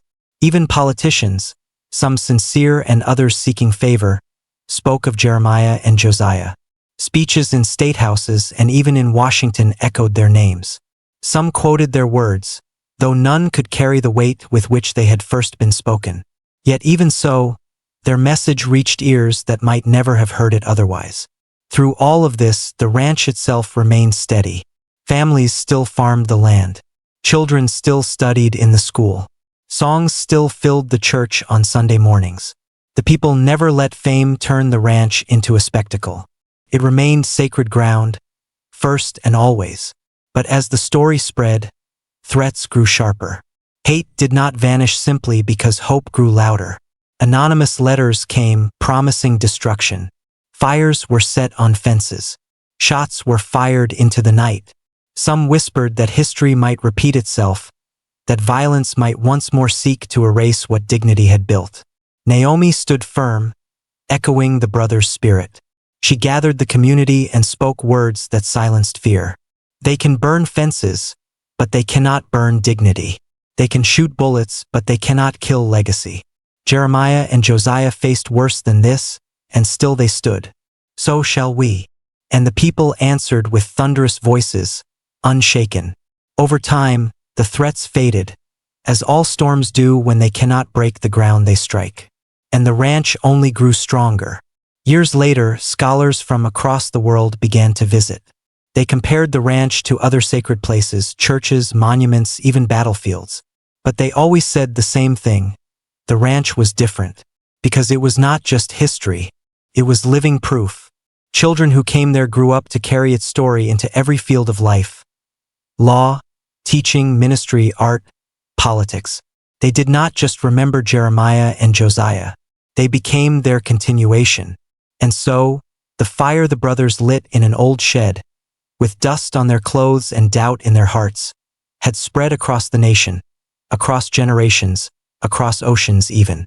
A fire worth more than gold. A fire that could not be bought. A fire that would not die. As the decades rolled forward, the ranch did not fade into memory. Instead, it grew into something larger than any of its caretakers could have imagined. What Jeremiah and Josiah had begun on forgotten soil now stretched across borders, oceans, and generations. Visitors no longer came only from nearby counties or distant states. They came from across the globe. Delegations arrived from Africa, the Caribbean, South America, and Europe. Activists who had faced oppression in their own lands came to walk the same dirt where two brothers once declared that dignity mattered more than gold. They touched the bark of the great tree where the brothers lay, and some wept openly, whispering prayers in languages the community could not understand but felt deeply in their bones. For them, the ranch was not only Black history, it was human history. It was proof that when the world tried to erase a people, they could carve a monument of survival out of the very soil meant to bury them. Naomi, now older, found herself giving tours to groups from countries she had never visited. She listened as they compared the story of the twins to their own heroes, freedom fighters in Africa, resistance leaders in the Caribbean, defenders of land in South America. Each time, she nodded, humbled by the way the story reached hearts thousands of miles away. One man from South Africa stood before the chest in the library and said, "This reminds me of Mandela's words, that courage is not the absence of fear, but the triumph over it." These brothers lived that truth. A woman from Jamaica placed her hand on Jeremiah's grave and whispered, "They are our kin too. We claim them as family." The local children watched these moments with wide eyes. They had grown up hearing that their home was important, but now they saw how deeply the children who once played in the fields now became its new stewards. They guided tours, taught history, and reminded every visitor that this was not a relic but a living flame. Each generation found its own way to tell the story, through songs, plays, poems, or speeches. And in each retelling, the fire grew brighter. International leaders began to cite Jeremiah and Josiah in their speeches. Activists in Africa quoted them when fighting for land rights. Leaders in Latin America invoked their names in movements for equality. Even in Europe, where many had never known the weight of slavery or Jim Crow, the brothers' story became a lesson in resilience against oppression of all kinds. One year, a massive conference on human rights was held in Geneva. Naomi, frail now with age but sharp as ever in spirit, was invited to speak. She stood before a hall filled with people from nearly every nation and told the story again. From the abandoned land, to the shed, to the chest, to the legacy that grew. Her voice trembled not with weakness but with emotion as she ended with these words. Jeremiah and Josiah never set foot outside their county, but today their footsteps echo across the world. Let their story remind us all, dignity is not a gift from governments or oppressors. Dignity is ours by birth, and when we defend it, we defend not only ourselves but the soul of humanity. The hall erupted in thunderous applause. Some wept openly, and in that moment the brothers' story was no longer just a part of American history. It was part of world history. Yet even as the world embraced the story, the ranch remained rooted in its original purpose: community. Children still played in the fields. Elders still told stories by the fire. Families still gathered on Sundays to sing in the small church. The chest still sat in the library, not as treasure, but as testimony. Because what mattered most was not the recognition, but the reminder. The reminder that dignity, once planted, could outlast centuries. The reminder that two brothers, ordinary men, had built something extraordinary simply by refusing to bow. And so, as planes flew overhead carrying visitors from faraway lands, as cameras flashed and books were written, the land itself remained unchanged, soil beneath feet, wind through trees, fire in hearts. The graves beneath the tree stood quiet, but they spoke louder than any voice could. They spoke of struggle. They spoke of courage. They spoke of legacy. And the world listened. The new century arrived with change pressing on every side. The ranch, long protected by tradition, now faced the weight of a world moving faster than anyone could have imagined. Technology, politics, climate, and culture all shifted, and the descendants of Jeremiah and Josiah had to decide how to guard the flame without letting it flicker in the storm. The land itself still breathed with history. The tree under which the brothers lay had grown vast, its branches stretching wide as though trying to embrace the entire horizon. Children still played near its roots, their laughter echoing across the fields. Yet beyond the fences, the world was different. Towers of glass rose in nearby cities. Phones and screens lit up every household. And new threats crept in: corporations hungry for farmland, politicians willing to trade history for highways, and the slow, creeping impact of climate on soil and harvest. The younger generation gathered often, sitting on porches late into the night, asking questions their parents never had to ask. Should the ranch have a website? Should the story be told on social media? Should the land host global conferences on justice? Or should it remain what Jeremiah and Josiah had made it: humble, rooted, quiet, and fierce? Naomi's grandchildren, bold and restless, argued for adaptation. If we don't tell our story in the language of today, others will tell it for us, one said, her voice full of fire. The world scrolls on screens now. If Jeremiah and Josiah lived in this time, they'd find a way to reach the people where they are. The elders, cautious and wise, warned of danger. Do not turn our home into a spectacle, they said. This land is not a brand. It is sacred. Do not let clicks and likes cheapen what blood and sweat built. The tension grew, but always with respect.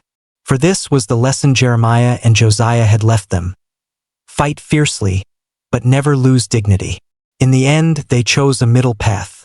The ranch opened itself carefully to the digital world.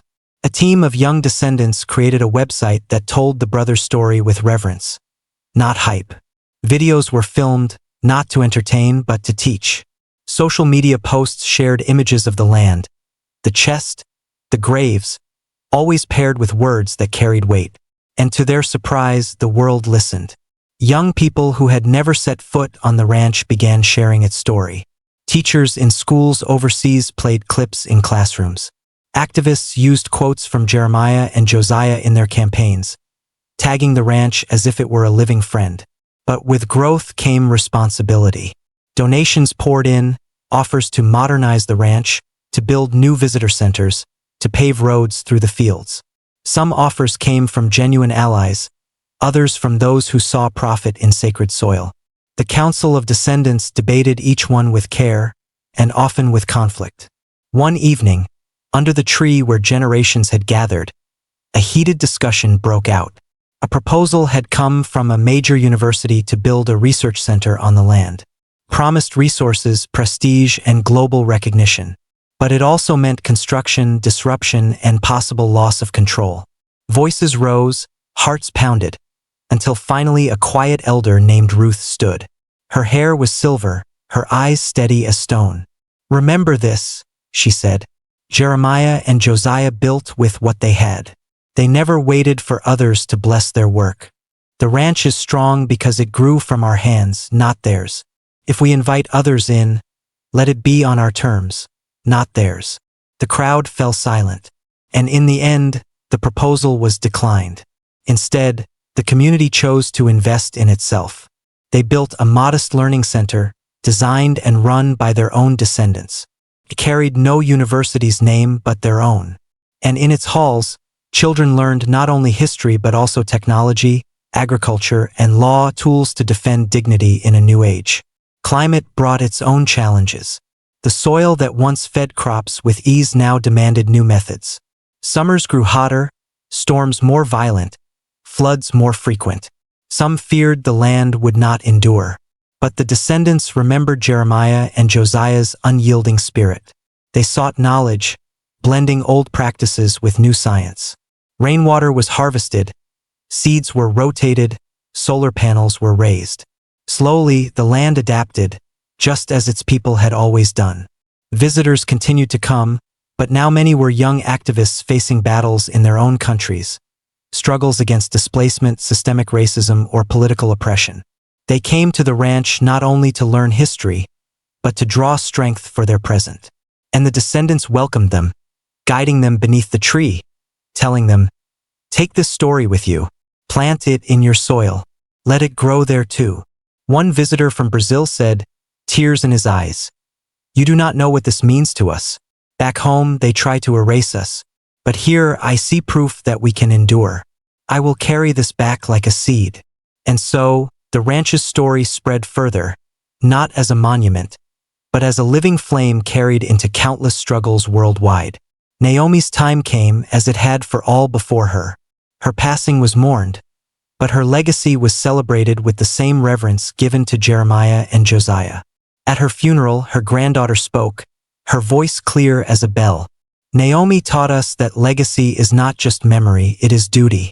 Today we honor her, but tomorrow we carry her work forward. And when we stand here years from now, we will tell our children the same.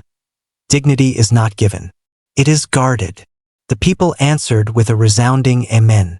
As the 21st century moved deeper into its storms and uncertainties, the ranch remained steady. Developers still came knocking, politicians still circled, storms still raged, but the land stood because the people stood. What had begun as abandoned soil now pulsed as a heartbeat of resilience. And though the faces changed, the fire remained the same. For Jeremiah and Josiah's story was no longer just theirs. It belonged to all who believed in dignity, all who fought for justice, all who refused to bow. And as long as the tree stood, as long as children played in the fields, as long as voices rose in song on Sunday mornings, the fire would never die. It would burn through every generation. It would burn into the future. It would burn forever. 100 years passed like the slow turning of a great wheel. The land that Jeremiah and Josiah once claimed as abandoned soil had now become something far greater. The old shed, where the chest had been found so long ago, was now preserved exactly as it had once stood. Its wood had been strengthened, its roof repaired, but not replaced. Visitors entered it the way pilgrims might enter a holy shrine, whispering as they walked, their footsteps quiet on the old wooden planks. On the wall hung the story of the chest, how it was found, what it held, and what it came to mean. Children pressed their hands against the boards as if to feel the echo of that moment, the discovery that had changed everything. The ranch was no longer just a place where people came to remember. It had become a gathering ground for global movements.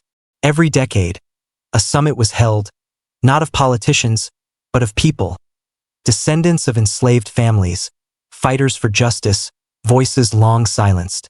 They came from Africa, from the Caribbean, from the Americas, from Europe, from every corner of the earth where struggle still burned. They came to share stories, strategies, and hope. On those days, the ranch became alive with song. Drums beat, voices rose, prayers were spoken in languages that spanned continents. And always, the summit ended beneath the great tree, where the memory of two black ranchers who once faced abandonment and built hope from dust still lingered in the air. The descendants who now guided the land had built a system to protect it. No single person owned it. It belonged to a trust, guarded by a council of families tied to the original brothers. This way, no politician could seize it, no corporation could buy it, no single generation could sell it away. The ranch was eternal, beyond the reach of greed. Yet the world outside continued to test it. Land developers still sent offers, this time in the billions. Corporations proposed turning it into a global heritage park, complete with gift shops and ticket booths. The council always answered the same: this land is not for sale. It is not entertainment. It is testimony. And so it remained. But the battles were not only external. Each new generation wrestled with how to carry the weight of the ranch. Some longed to leave, to chase lives in cities far away, unburdened by history. Others clung too tightly, afraid that even small changes would dishonor the past. The balance was fragile, always shifting, always requiring wisdom. One story from that future stands out. It was told by a young descendant named Ezra, who lived during the time when artificial intelligence ruled much of the world, when screens and machines decided what was true and what was forgotten. Ezra was restless. He felt trapped by the ranch, by the endless expectation to carry the fire. He wanted freedom, to make his own name in a world where tradition seemed too heavy. One night, frustrated, he wandered into the old shed. He had seen it 1,000 times, but this time, his eyes lingered on the plaque telling of Jeremiah and Josiah's discovery. He read the words again. What they found was not treasure. What they found was proof that dignity cannot be buried. Ezra sat on the wooden floor and wept. For the first time, he understood. His freedom was not in leaving the ranch. It was in choosing how to carry its story forward. Not as a burden, but as a weapon. Not as a cage, but as a torch. The next morning, Ezra began work on a project of his own. Using the newest technology, he built a digital archive of the ranch's entire history. Every letter, every story, every testimony. Accessible to anyone on Earth, protected so it could never be erased by governments or corporations. He called it the living chest. Through it, children in Africa, Brazil, the Caribbean, and beyond could sit in classrooms and see the very documents Jeremiah and Josiah's chest had once revealed. They could walk through virtual reality in the fields of the ranch. They could stand in digital space beneath the tree. And for many who would never touch the soil with their feet, this was a chance to touch it with their spirit. The living chest spread like wildfire, becoming a global tool for teaching justice. Ezra became known not as the one who wanted to run, but as the one who ensured the ranch's story would never die in the shadows of history. Even so, the land itself remained sacred. People still came, traveling across oceans just to touch the earth. Pilgrims arrived with jars of soil from their own homelands, pouring it at the base of the great tree, saying, "Now our land and yours are one." 1 century after Jeremiah and Josiah first walked that field, the ranch was no longer a secret or a forgotten corner. It was a beacon, not a museum of death, but a sanctuary of life. And when storms came, as storms always do, the ranch stood. Floods washed across the fields, fires threatened, winds tore at roofs, but still it stood. People said it was the spirit of the brothers, holding it steady. Others said it was the strength of the roots, both of the tree and of the people. Whatever it was, the land endured. There came a day when another chest was found, not in the shed, but deep in the earth, near the roots of the great tree. No one knew how it got there. Some said Jeremiah and Josiah had buried it, a secret saved for another time. Inside was not gold, not money, but letters. Letters the brothers had written but never sent. Letters full of hope, fear, prayer, and defiance. One line, written in Jeremiah's hand, became the new motto of the ranch. If they bury us, we will rise as trees. If they silence us, we will return as song. If they abandon us, we will build. The words spread across the world, painted on walls, printed on banners, chanted at marches. And so, even 100 years later, the brothers spoke. And they would keep speaking, as long as the ranch endured. For history is not only what is remembered. History is what is lived. And at that ranch, history lived in every sunrise, in every child's laugh, in every prayer beneath the tree. The fire they lit never dimmed. It blazed. It spread. It burned eternal. 2 centuries had passed since Jeremiah and Josiah first stepped onto land that everyone else had abandoned.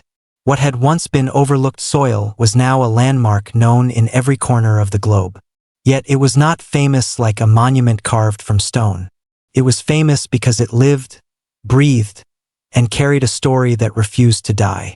The tree where the brothers rested had grown so large that people called it the crown of the plains. Its branches stretched wider than houses, its trunk thick enough to hold generations of carvings. Names, initials, prayers, small poems etched into bark by trembling hands. Pilgrims from across the world still journeyed to stand beneath it, some carrying photographs of loved ones lost, others carrying names of people erased from history. They pinned them to the tree's base with small stones, leaving them as offerings. By then, the ranch was no longer only a family trust. It had expanded into a global covenant, guarded by descendants but sustained by communities across the earth who claimed kinship with its story. In Africa, villages had pledged to protect it with grain harvests. In the Caribbean, churches raised offerings every year. In Brazil, descendants of Quilombos, the communities once formed by escaped slaves, sent envoys to sit on its council. It had become more than a place. It was a gathering ground for the human spirit. The world outside, however, had grown darker in many ways. Climate disasters displaced millions. Borders hardened. Nations fought over water. And powerful corporations sought to erase communities that stood in the way of profit.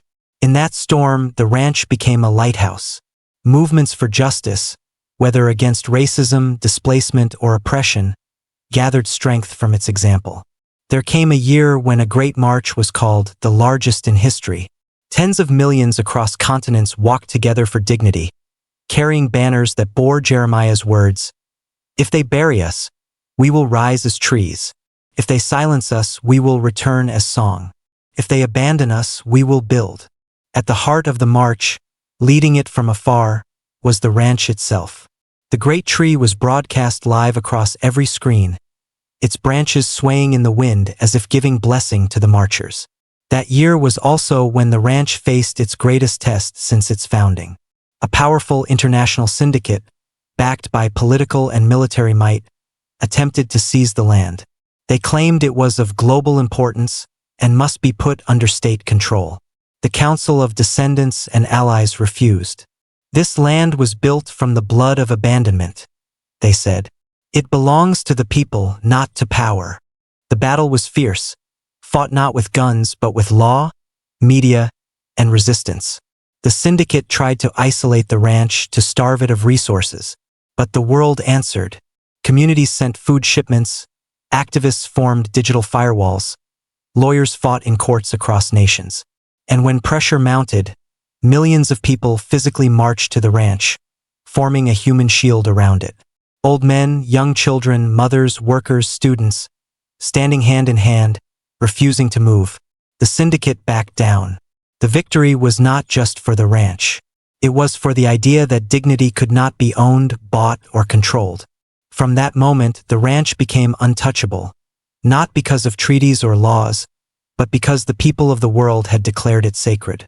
200 years after the brothers' first step, the ranch had become a university without walls. Its learning center had expanded, but still it carried no single institution's name. Lessons were taught under the tree, beside the shed, in the fields. Children sat on the grass, listening to stories of history.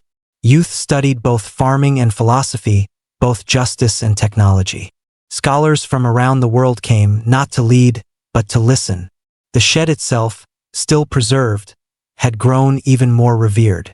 Inside were artifacts, the letters Jeremiah and Josiah had once hidden, and the second chest found centuries later. Now people entered barefoot, a sign of respect as though stepping into a temple. Stories told that at night, when the wind howled, you could still hear the brothers' voices inside. Low murmurs of encouragement, whispers of strength. Many swore that if you pressed your ear to the wood, you could hear a heartbeat, steady and unbroken. The descendants continued to guide the land, but they no longer saw themselves as its owners. Instead, they called themselves its keepers. Their duty was not to claim, but to protect, not to lead, but to ensure that the story always flowed like a river into the future. One young keeper, named Sanaa, became a figure remembered in song. She was born in an age when many young people wanted to forget history, to drown in the fast-moving tide of new technology. But Sanaa felt the call of the land in her bones. She spent hours beneath the tree, listening to the wind. One day, she declared, "The ranch must not only teach the past, it must teach the future." Her idea was radical. She proposed planting mirror ranches across the world. Not replicas, not museums, but living spaces where the spirit of Jeremiah and Josiah could be planted anew. Communities could create their own versions, rooted in their soil, shaped by their struggles. Some elders feared it would dilute the power of the original, but others saw the wisdom. "A fire spreads when you carry embers," they said. So it began. In Africa, a village planted a tree and called it their ranch. In South America, a community built a learning circle and called it their ranch. In Asia, youth occupied an abandoned factory and turned it into their ranch. Each one different, each one unique, but all tied back to the original, all connected like branches of the same tree. And so, Jeremiah and Josiah's legacy spread not only through story but through space. The ranch was no longer one place, it was many. It was everywhere dignity was defended, everywhere abandoned land was reclaimed, everywhere forgotten people declared, "We will build." 200 years after two black brothers stepped onto forsaken soil, their fire had become a constellation across the earth. And under the great tree, still standing tall, still rooted deep, the wind carried their whispers. "We are not gone. We are not forgotten. We live in you." The fire burned on. It always would. 300 years had passed since Jeremiah and Josiah first laid claim to that forsaken soil. The world outside had changed so many times it was hardly recognizable. Nations had risen and fallen, technologies had bloomed and crumbled, seas had swallowed coasts, and deserts had swallowed towns. But the ranch still stood. It was not untouched. The land bore scars from storms, droughts, and fires, but each scar was met with healing hands. Generations had repaired fences, replanted fields, and rebuilt after winds tore roofs away. Every time disaster struck, the people answered with the same spirit: "We will build again." By then, the ranch was no longer just a gathering ground for movements. It had become a sanctuary. In an age of displacement, when millions wandered without homes after floods and famines, the ranch opened its gates. It welcomed those who came not as visitors, but as kin. Families fleeing storms in the Gulf found shelter there. Farmers from burned-out lands found soil to till. Refugees carried only with grief found food, prayer, and song. The keepers of the ranch never turned anyone away. "This land was born from abandonment," they said. "How could we abandon others?" And so the ranch grew, not in wealth or power, but in people. Cultures intertwined, languages mixed, songs layered one over another until nights at the ranch sounded like the world itself breathing. Children of every background learned side by side, running barefoot through the fields, shouting in accents that carried every continent. Yet the tree still stood at the center, unchanged, anchoring it all. People said it was impossible for a tree to live that long. Scientists studied it, trying to understand how it endured. But the people of the ranch already knew. "It is not just wood and leaf," they said. "It is spirit." The old shed remained too, fragile but preserved. Its beams were reinforced with care, not replaced. To step inside was to step back centuries, to touch the breath of Jeremiah and Josiah themselves. Children were still brought there, wide-eyed, to hear the story of the chest. And each time, the story was told not as myth, but as truth. Two brothers, abandoned land, a hidden chest, and the decision to rise when the world left them for dead. 300 years later, the lesson was the same. But in that age, the threats had shifted. Power no longer came from kings or corporations alone.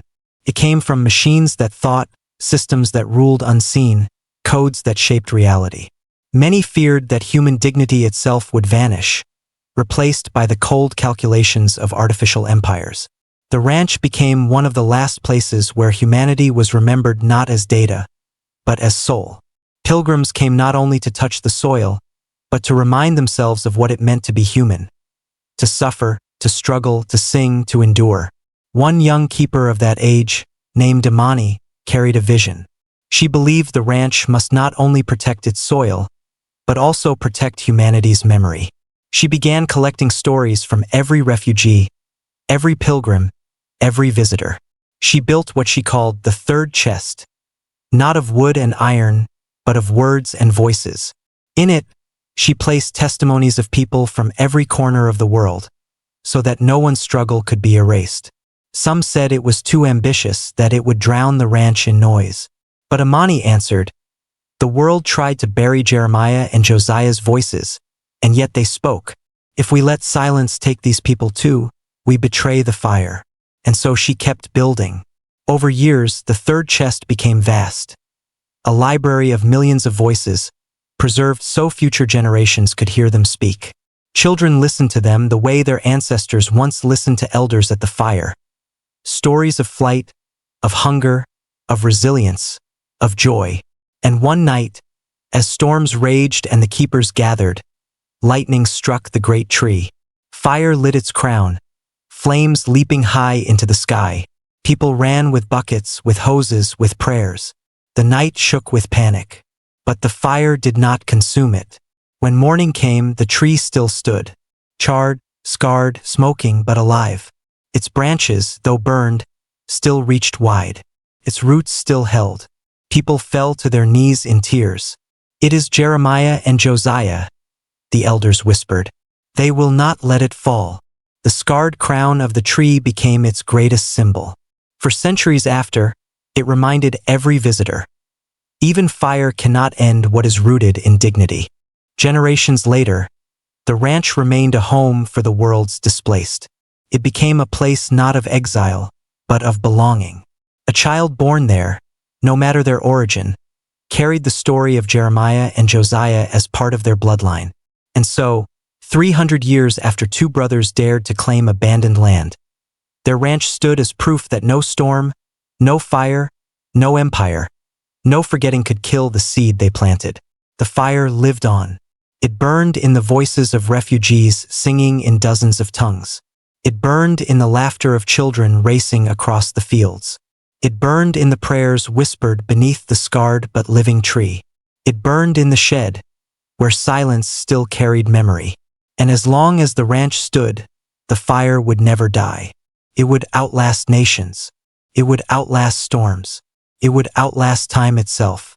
For 100 years had passed since Jeremiah and Josiah first laid their hands on that broken land, when all the world saw was ruin, and only they saw promise.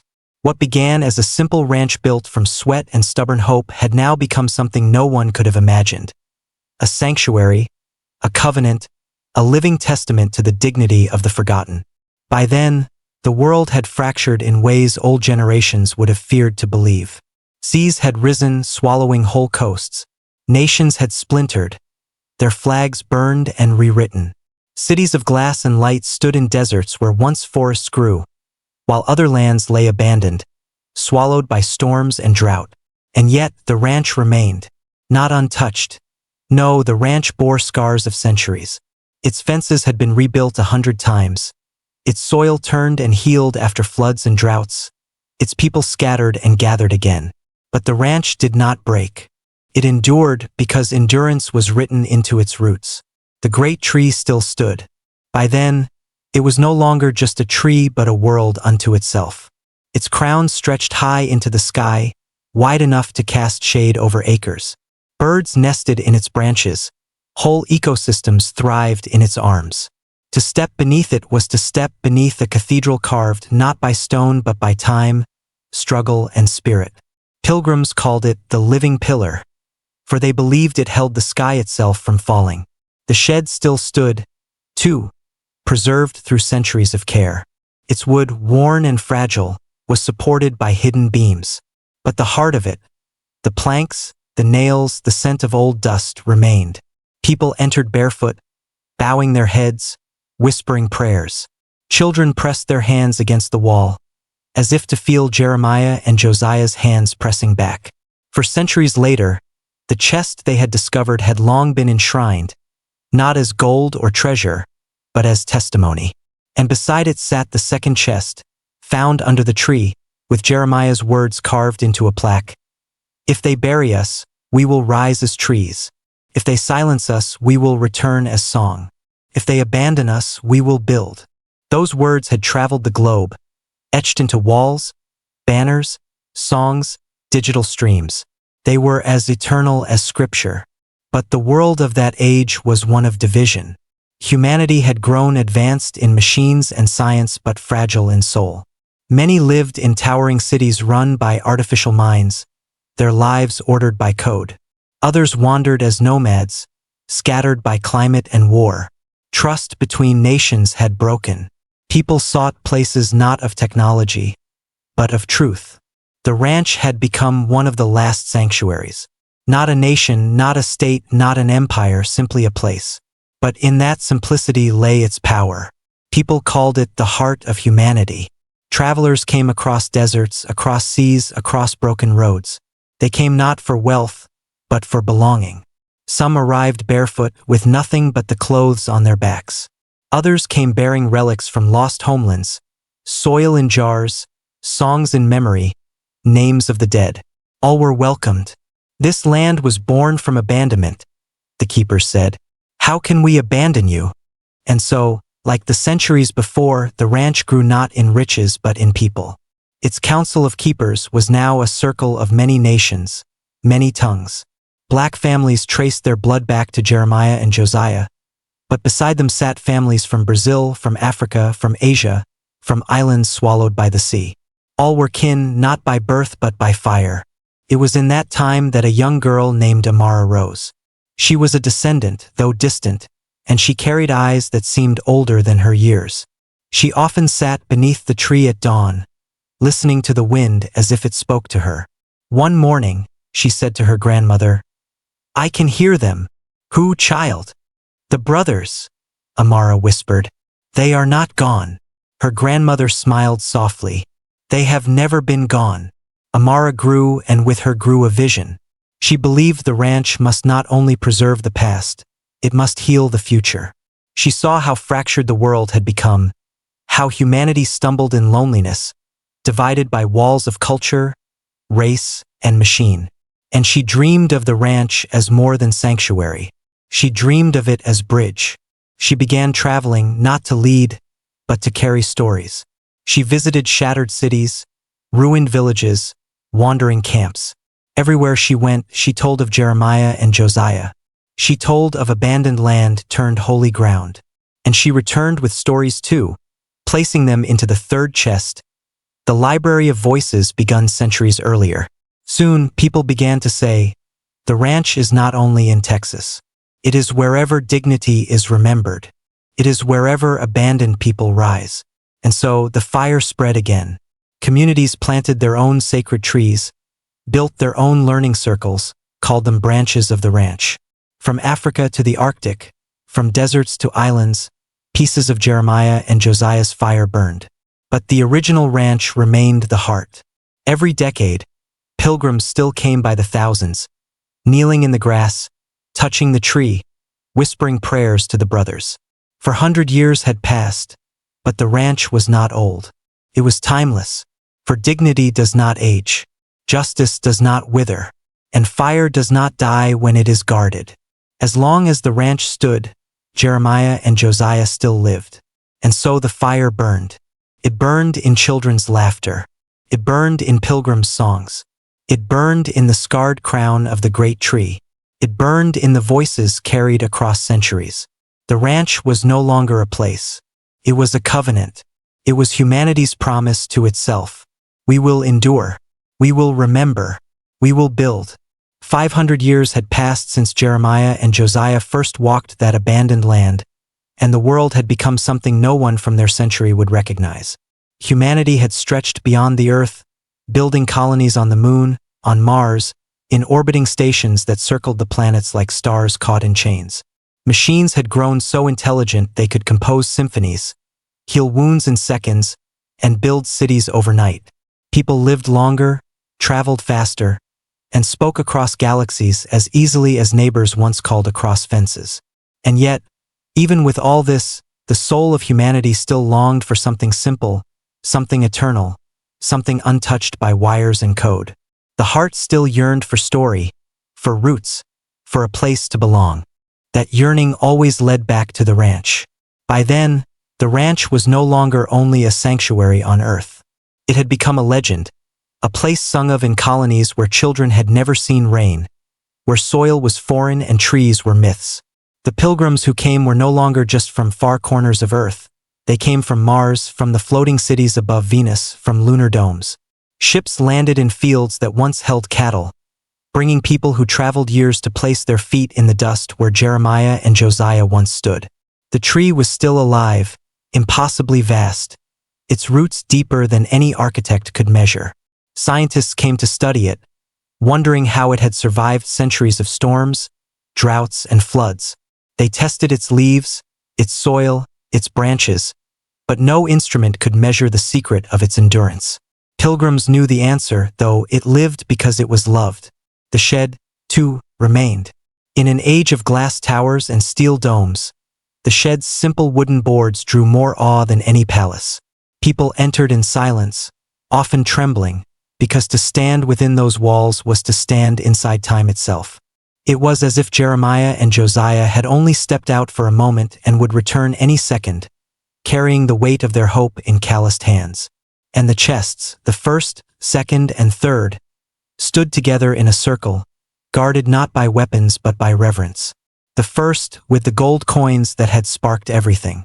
The second, with Jeremiah's words carved into eternity. The third, filled with centuries of stories, songs, testimonies, voices of those who had come broken and left whole. Pilgrims often wept just standing before them, not for what they held, but for what they meant. That lives matter, that memory matters, that dignity cannot be buried. But 500 years into the future, humanity faced a crisis greater than wars or storms. The crisis was forgetting. Machines could record every moment, every detail of life, but in that abundance of memory, people began to lose meaning. Children born on colonies knew more of digital codes than of soil. Many no longer believed in stories. They called them illusions of the past. Justice, they said, was an old dream. Dignity, a word without weight.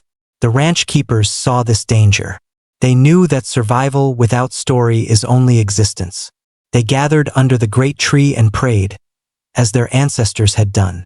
Out of those prayers, a decision was made. They would carry the ranch beyond earth. Not to abandon the old land, but to expand its fire into the stars. Just as Jeremiah and Josiah had once turned abandoned land into promise, so too would their descendants turn abandoned skies into sanctuary. The first branch beyond Earth was planted on Mars. A circle of soil was brought from the ranch, placed inside a dome of glass. In its center, they planted a seed from the great tree. Pilgrims watched as the seed broke through Martian dust, its first leaf opening toward a sky red with storms. And there, far from Earth, the fire burned anew. Others followed, branches on moons, stations, planets. Everywhere the seeds traveled, everywhere the story was told. People who had never set foot on Earth knelt and whispered the names Jeremiah and Josiah. They wept as they learned of abandoned land turned holy ground, because even in distant colonies, people knew abandonment. Even among stars, people longed for dignity. But the original ranch remained the heart. Every century, no matter how far humans spread, pilgrims still returned to the land where it all began. They still walked barefoot in the dust. They still laid hands on the old wood of the shed. They still sat in silence beneath the tree that touched both soil and sky. 500 years had passed, yet Jeremiah and Josiah were not gone. Their fire had crossed centuries, oceans, deserts, and now stars. Their story had outlived empires, technologies, and even Earth's old nations. Because fire, once lit in the name of dignity, cannot die. The pilgrims taught their children a simple truth. Machines may outthink us, science may outbuild us, time may outlast us, but only story makes us human. And the story of the ranch, the story of two brothers who turned abandonment into eternity, was the story that refused to fade. It was no longer just Black history, though it was rooted there. It was no longer just American history, though it had begun there. It had become human history, stitched into every language, every people, every star. And as long as the ranch stood, whether on Earth or among the galaxies, humanity still had a place to remember what it means to live with dignity. The fire burned. It burned on Earth. It burned on Mars. It burned in every soul that whispered the brothers' names. And so, even 500 years later, the covenant still held. We will endure. We will remember. We will build.